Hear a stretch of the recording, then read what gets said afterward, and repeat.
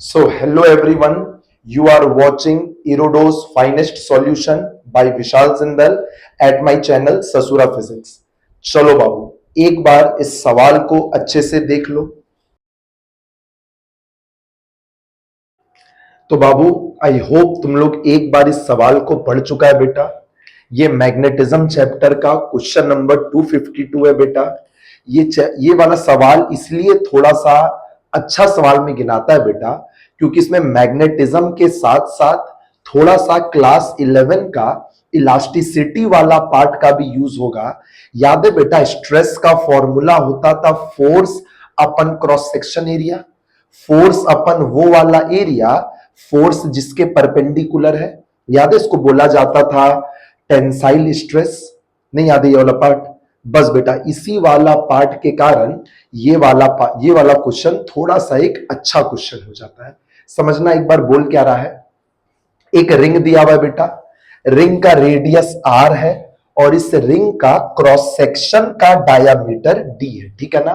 Ring का radius r है और इसका क्रॉस सेक्शन का डायामीटर d है। इस रिंग में एक I करंट घूम रहा है बाबू और ये रिंग एक इनवर्ड मैग्नेटिक फील्ड में, बेसिकली मैग्नेटिक फील्ड इस रिंग के सरफेस के परपेंडिकुलर है। तो सवाल पूछा है कि बताइए कितना मैग्नेटिक फील्ड हो कि ये रिंग जस्ट रप्चर कर जाए। रप्चर कर जाए मतलब ये रिंग टूट जाए।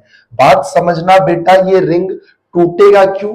क्योंकि अभी तुम देखेगा इस रिंग के अंदर एक टेंशन डेवलप हो जाएगा। क्या डेवलप हो जाएगा? रिंग के अंदर एक टेंशन डेवलप हो जाएगा और अगर रिंग का टेंशन, उसके टेंशन के कारण रिंग के अंदर एक स्ट्रेस आएगा और रिंग के अंदर का स्ट्रेस अगर उसके अल्टीमेट स्ट्रेस से, याद है हर बॉडी का एक स्ट्रेस झेलने का कैपेसिटी होता है, उसको अल्टीमेट स्ट्रेस कहा जाता है। और अगर इस रिंग के अंदर का स्ट्रेस उसके अल्टीमेट स्ट्रेस से ज्यादा या उसके बराबर तक हो जाएगा तो ये रिंग क्या कर जाएगा? कहीं ना कहीं से ब्रेक कर जाएगा, बोले तो टूट जाएगा। बात समझना बेटा, इस सवाल को आप सॉल्व कैसे कर रहे हैं। चलो ना इस रिंग का एक छोटा सा डी थीटा सेक्शन वाले पार्ट का एफबीडी देखते हैं। ठीक है ना? ये वाला पार्ट सेंटर पर कितना एंगल सबटेंड कर रहा है? D theta. तुम बता सकता है इसका लेंथ क्या होगा? एकदम बता सकता है ना बेटा, आर डी थीटा। जरा देखो तो इस पार्ट का एफबीडी, इस पार्ट पर यहां और यहां से एक टेंशन आ रहा होगा, रिंग के अंदर का टेंशन, और इस पार्ट पर बेटा ये बेसिकली करंट कैरिंग वायर है, इस पर एक मैग्नेटिक फोर्स लगेगा आई डीएल क्रॉस बी। आई डीएल क्रॉस बी, बताओ आई इंटू डीएल बोले तो इसका लेंथ इंटू बी, और बेटा एल वेक्टर और बी वेक्टर के बीच का एंगल 90 है, साइन 90 1 होगा। ठीक है ना? बताओ तो अभी ये बॉडी पूरी तरह से इक्विलिब्रियम पर है तो बाबू ये टेंशन का जो नेगेटिव वाई में कंपोनेंट आएगा वो इस मैग्नेटिक फोर्स को बैलेंस करेगा।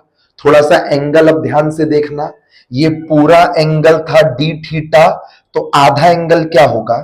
D theta by 2। दिख रहा है ये जेड बन रहा है तो ये डी थीटा बाई 2, तो ये भी होगा डी थीटा बाई 2, और ये पूरा परपेंडिकुलर है बेटा, टेंशन इस रेडियस वेक्टर के परपेंडिकुलर ना है। ये डी थीटा बाई 2, तो ये वाला एंगल कितना होगा? 90 माइनस डी थीटा बाई 2। तो बताओ टेंशन का वाई कंपोनेंट कितना जाएगा? T cos 90 minus D theta by 2। T cos बेटा ये 90 माइनस डी थीटा बाई 2 है। हाँ बताओ टी का अदर कंपोनेंट कितना जाएगा? T cos 90 minus D theta by 2। Cos 90 minus D theta by 2 sine D theta by 2 ना होगा, तो T sine D theta by 2 और T sine D theta by 2 मिलके कितना हुआ? 2t sine D theta by 2 equal to magnetic force.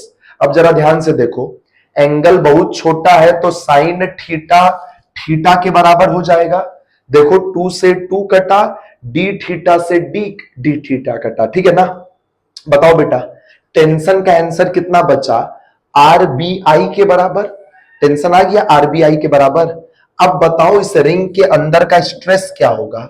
Tension अपन ये cross section area, बताओ ये वाला क्रॉस सेक्शन एरिया क्या है? इसका डायमीटर डी दिया हुआ, देखो ये क्रॉस सेक्शन एरिया कितना होगा?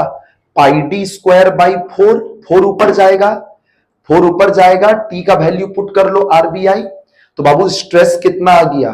4 RBI by pi D square. बस अब सवाल खत्म हो गया। बताओ ये रिंग कब ब्रेक करेगा? जब इस रिंग का स्ट्रेस इसके अल्टीमेट स्ट्रेस के बराबर होगा सिग्मा एम। बेटा इरोडो में इस बॉडी का नाम बता दिया, बस कॉपर है।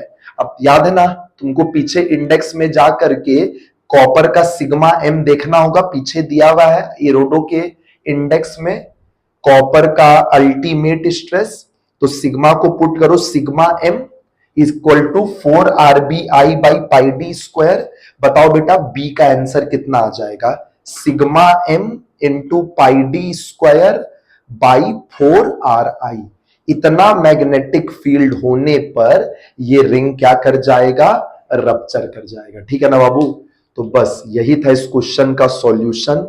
थोड़ा ध्यान से देखना बेटा, एकदम तुम सीख जाएगा। चलो ta ta bye bye, best of luck.